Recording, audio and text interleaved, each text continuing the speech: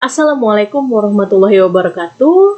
Pada kesempatan kali ini, saya akan menampilkan pernyataan diri dosen dalam unjuk kerja Tridharma Perguruan Tinggi PDD UKT-PT di bidang unsur pengajaran. Nama saya Henggarisa Destania, STMN. Saya dari Fakultas Teknik Program Studi Teknik Sipil Universitas Indo Global Mandiri.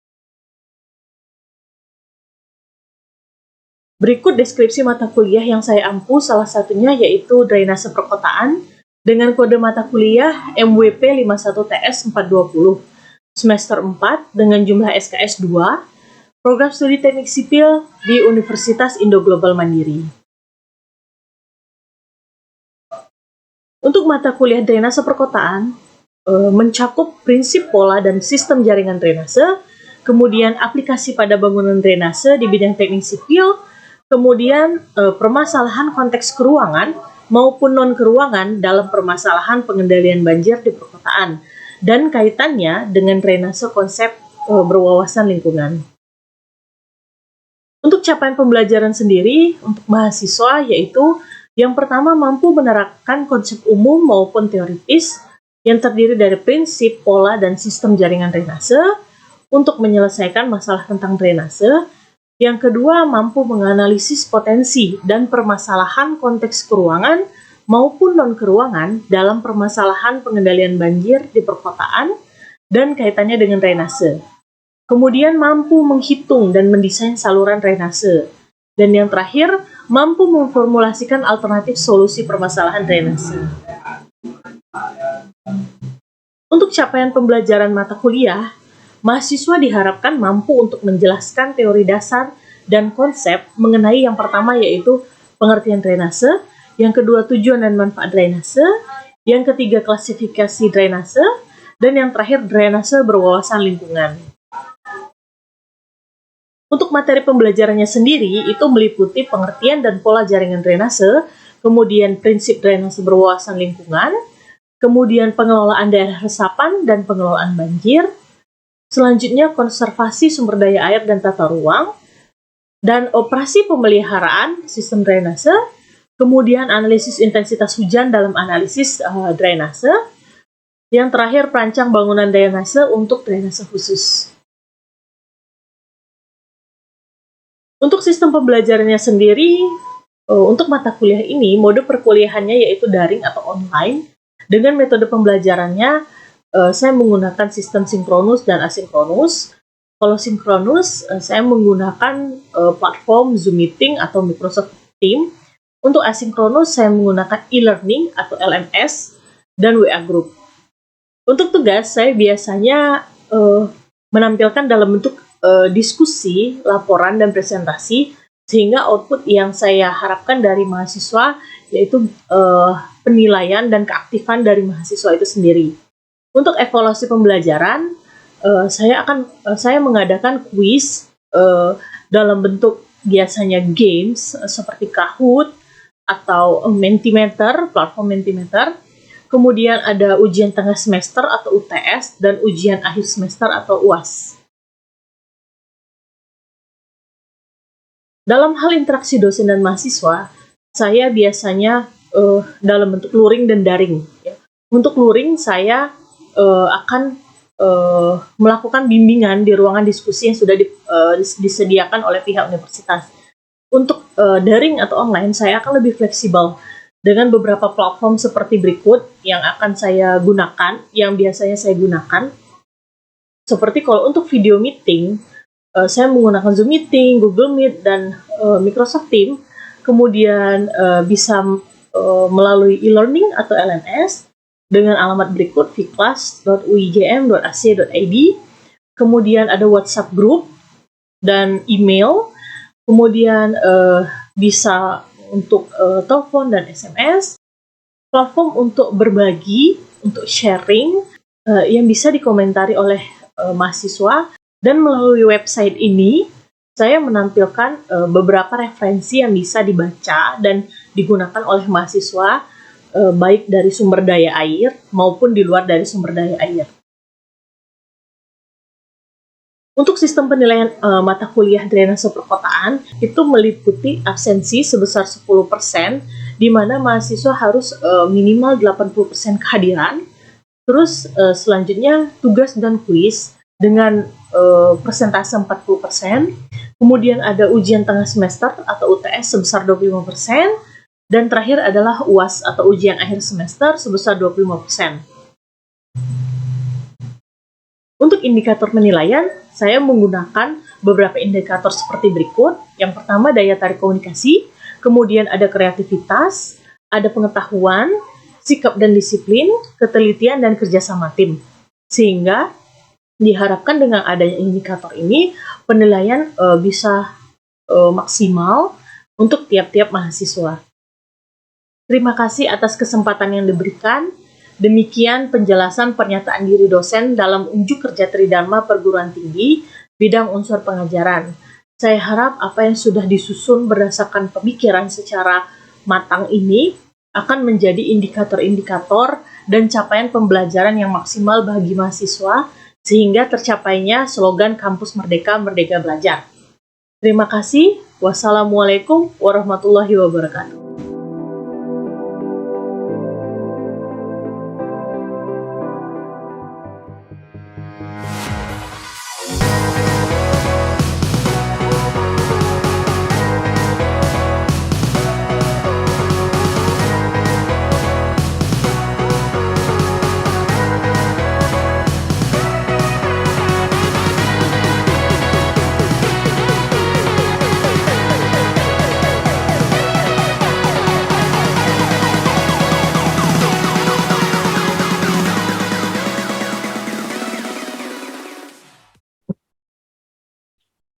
Assalamualaikum warahmatullahi wabarakatuh. Waalaikumsalam warahmatullahi wabarakatuh. Saya mulai share screen ya.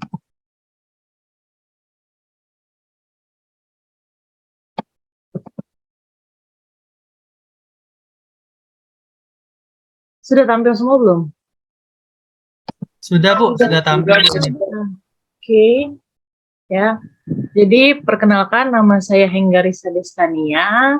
Mata kuliah yang saya ampu itu yang di bidang air, sumber daya air, mulai dari rekayasa hidrologi, drainase perkotaan, hidrolika, rekayasa rawa dan pantai, terus ada lagi manajemen sumber daya air.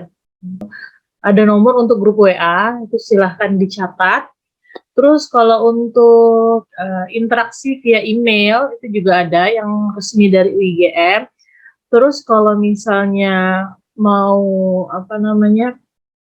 mencari referensi atau sumber-sumber selain di bidang sumber daya air, itu bisa lihat web saya, WordPress, ya.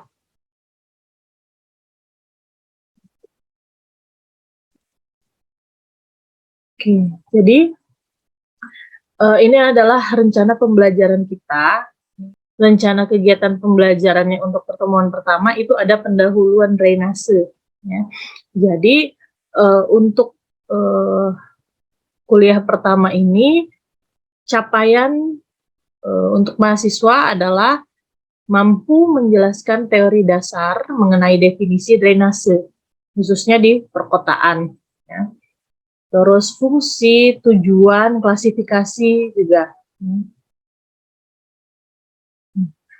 Untuk sistem perkuliahan kita yaitu daring atau online ya, melalui e-learning. E-learning kita itu LMS yang di Vclass itu ya. Terus bisa juga di grup WA. Untuk persentase penilaian itu untuk absensi 10% ya. Dengan minimal kehadiran 80% itu bisa mendapatkan atau berhak dinilai ya. Terus tugas dan kuis 40%, untuk UTS itu 25% dan UAS 25% ya. Jadi lebih banyak tugas dan kuis ya, otomatis saya juga memperbanyak tugas pengerjaan tugas dan kuis ya. Terus untuk bentuk perkuliahannya ini karena kita daring, jadi lebih fleksibel. Terutama nanti ada materi PDF ya atau materi PPT, PowerPoint. Live chat juga melalui Zoom meeting seperti ini. Kuis di setiap pertemuan mudah-mudahan. Terus games kalau memungkinkan ya. Tapi sebenarnya untuk mahasiswa namanya mahasiswa, jadi lebih dituntut untuk pembelajaran mandiri sebenarnya ya.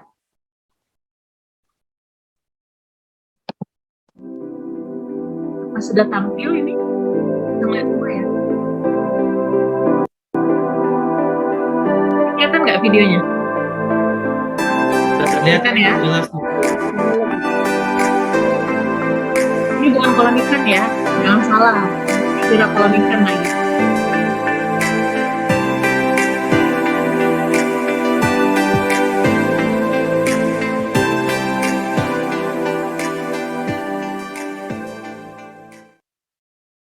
Nah, ya, setelah melihat video yang tadi, silakan buka tautan link berikut ya. Nanti saya tampilkan juga di chatnya ya ini ya. Oke, Bu. Silakan diisi. Menurut Anda, apakah yang dimaksud dengan drainase? Sebutkan secara singkat. Ada lagi yang lain? Pembuangan. Oh, banyak ya. Ayo. Apalagi? Aliran air yang diteruskan. Banyak ya.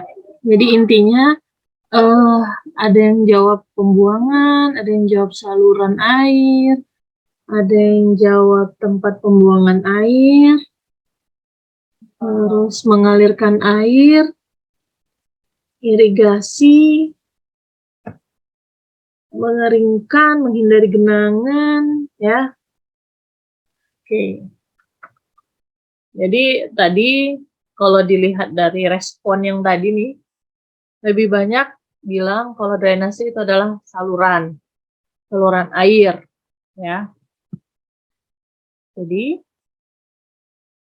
nah ini ya bisa dikatakan drainase adalah mengeringkan atau mengalirkan air. Tadi ada yang yang menyebutkan kalau drainase itu adalah mengeringkan atau mengalirkan air ya. Jadi video yang sebelumnya tadi ya, yang ada ikan-ikannya tadi, nah itu adalah salah satu contoh dari drainase. Kenapa saya ambil contoh? Karena biasanya yang ada di dalam pikiran kita drainase itu apa? Got, gorong-gorong, tempatnya kotor, tempatnya sampah, tempatnya limbah, seperti itu kan. Yang drainase di negara lain bahkan sejernih itu, sebening itu, dan bisa untuk ikan. Artinya yang namanya drainase itu bukan tempatnya sampah, bukan tempatnya limbah harusnya, ya. Nah, ada lagi yang namanya drainase perkotaan, artinya mengeringkan atau mengalirkan air di wilayah perkotaan, ya. Kenapa ini penting? Karena perkotaan itu adalah tempatnya populasi manusia, ya. Karena tempat populasi manusia di situ ada wilayah-wilayah inti yang harusnya bisa terhindar dari bencana-bencana seperti banjir, bencana seperti sedimen seperti itu, terus pendangkalan, ya itulah gunanya nanti drainase, dia mengalirkan air seperti itu supaya tidak ada genangan segala macam ya. Jadi untuk topik bahasan kita ini ya, untuk topik bahasan semua tentang drainase ya, karena ini teori awal. Yang pertama itu ada pengertian drainase, terus tujuannya, terus manfaatnya seperti apa, dan terakhir ada klasifikasi drainase seperti apa ya. Terus wilayah apa saja yang termasuk jaringan drainase perkotaan? Jaringan drainase perkotaan ya. Apa aja yang kalian tahu kira-kira? Yang harus, wilayah yang harus ada jaringan drainase. Nah, seperti itu pertanyaannya. Ada yang tahu nggak? Pemukiman, Bu. Pemukiman. Terus? Industri, Bu. Industri, Bu.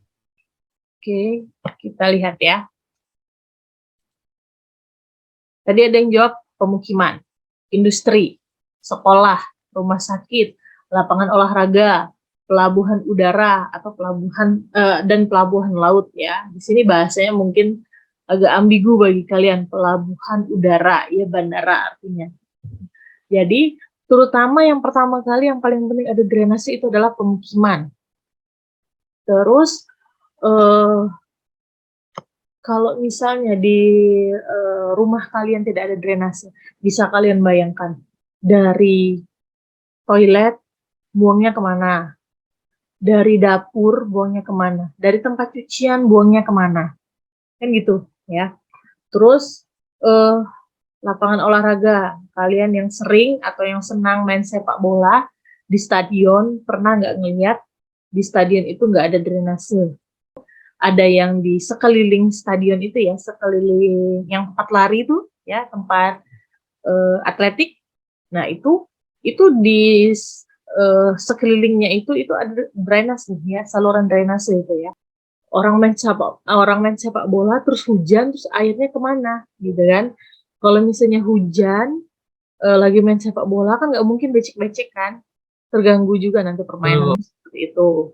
Terus pelabuhan udara itu yang paling penting sebenarnya ya, saat pesawat take off, pesawat landing ya, pengaruh dari gesekan air ya, gesekan air itu bisa memperkecil dari gesekan antara ban sama aspalnya ya, sama landasannya. Jadi memperbesar risiko pesawat untuk take off sama landing.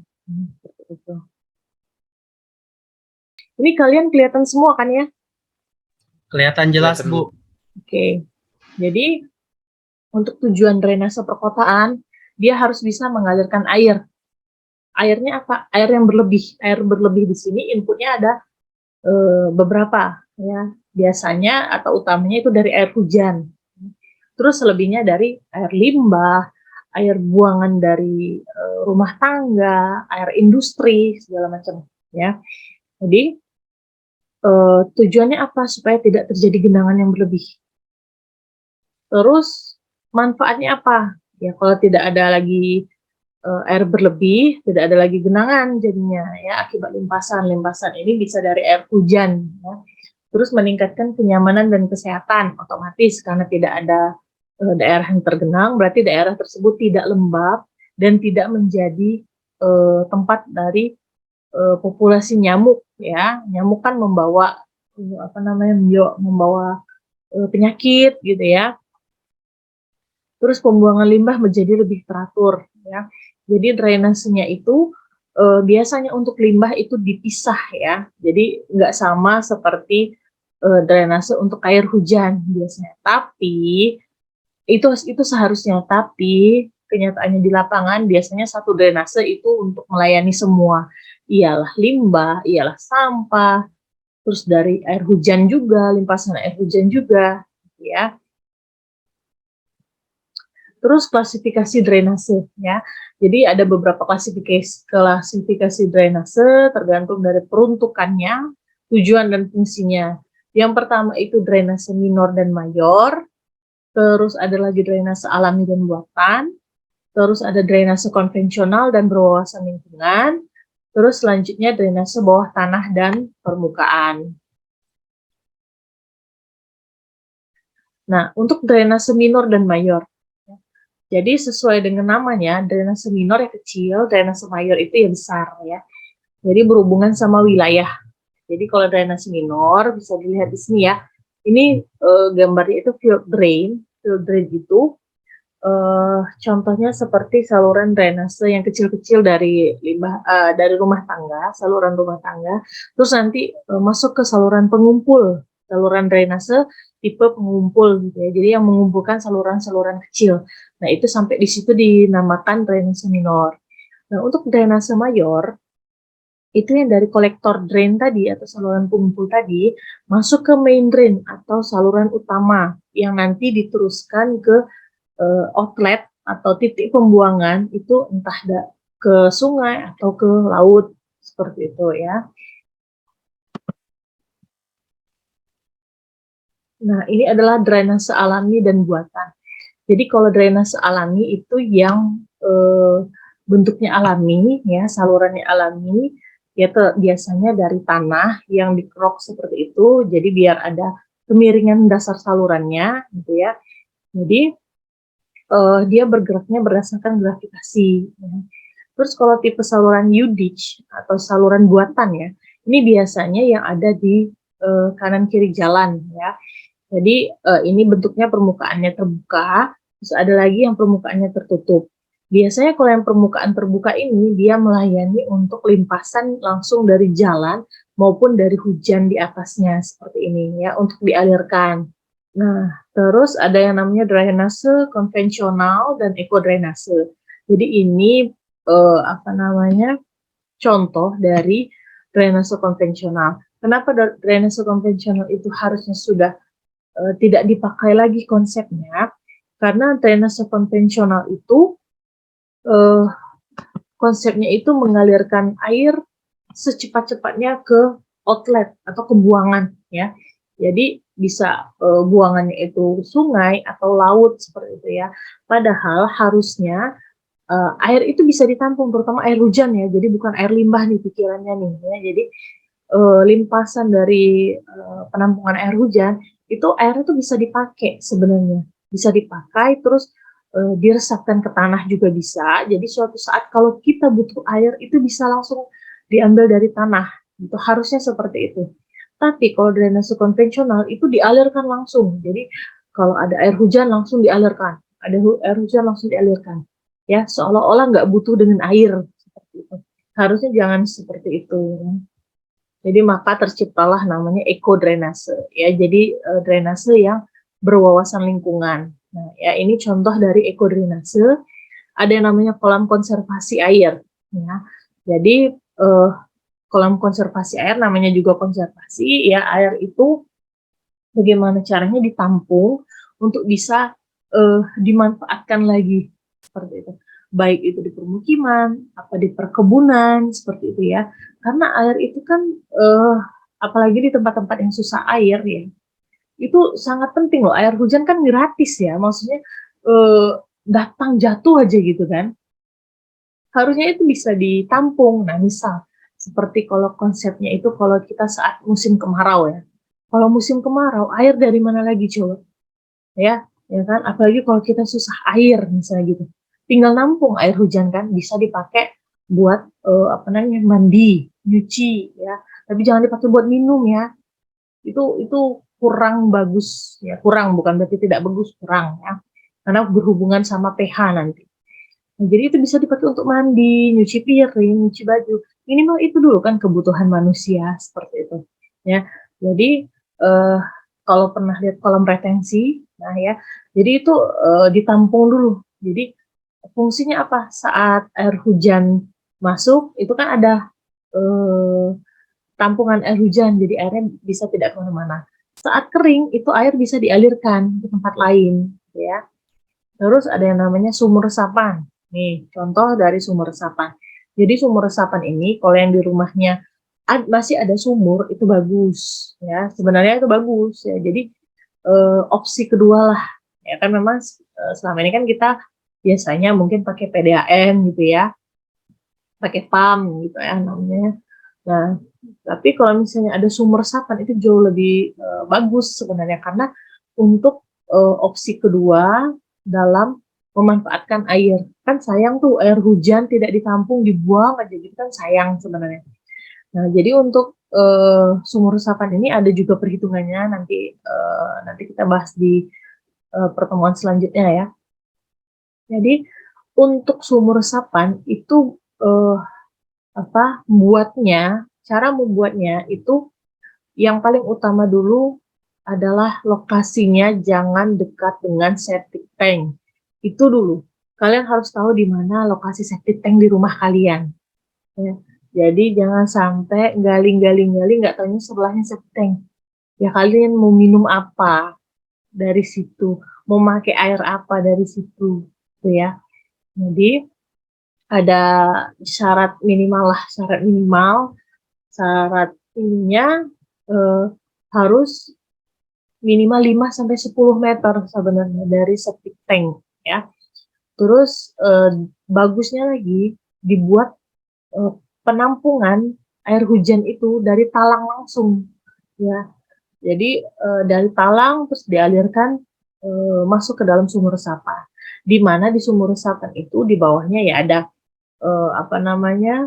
tumpukan-tumpukan pecahan batu, ada ukuran-ukurannya, ada pecahan bata. Ini untuk filter ya, untuk filter di dasarnya ya. Jadi bisa juga pakai geotekstil nanti di atasnya, di lapisan atasnya lagi ya. Nah, jadi gambarnya seperti ini, tampaknya seperti ini ya.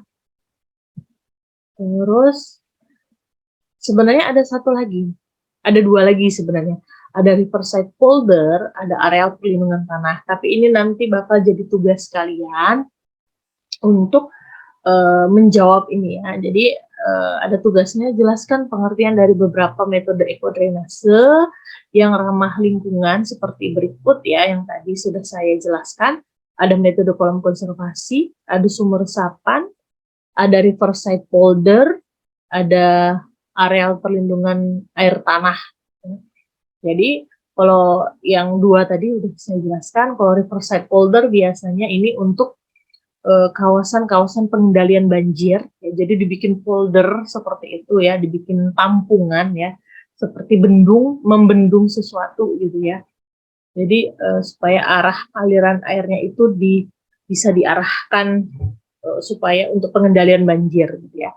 Terus kalau areal perlindungan air tanah itu di mana wilayah yang memang fokusnya untuk perlindungan air tanah ya. Jadi di wilayah tersebut tidak boleh dibangun apapun selain dari air tanah yang bisa meresapkan tanah yang bisa meresapkan air ya, dari air hujan utamanya seperti itu ya. Jadi untuk tugasnya silahkan cari referensi sebanyak-banyaknya, atau kalian mau bahas studi kasus boleh gitu ya. Misalnya Bu, di dekat saya ada kolam konservasi, saya mau bahas itu boleh silakan. Atau mau bahas sumur resapan, di rumah saya masih ada sumur resapan Bu, boleh nggak nih? Silahkan gitu ya.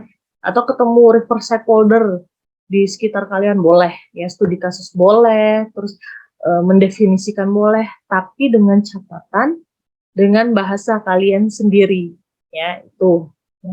Jadi sampai sini ada pertanyaan? Izin bertanya, Bu. Ya. Namanya Jakta Pramata.